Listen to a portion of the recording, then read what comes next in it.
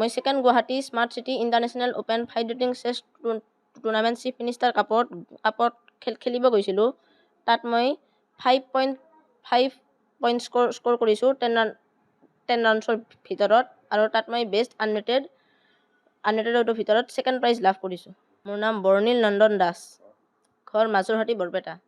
এই বঁটাটো পাই মই আমাৰ অসমৰ মুখ্যমন্ত্ৰীক ধন্যবাদ জনাইছোঁ। পিছলৈ মই আৰু আগবাঢ়িব ট্ৰাই কৰিম আৰু ভালকৈ খেলিব চেষ্টা কৰিম।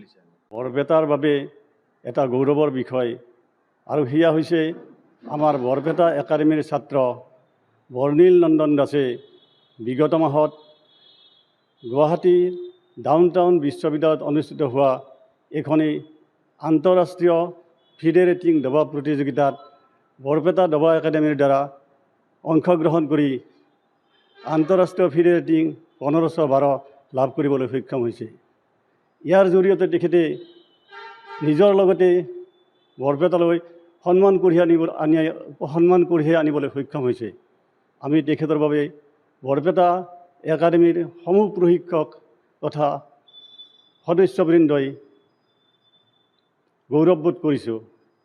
তেখেতক আমি উত্তৰোত্তৰ উন্নতি কামনা কৰিছোঁ। মই second Guwahati smart city international open fight shooting chess tournament chief minister কাপত খেলিব গৈছিলোঁ।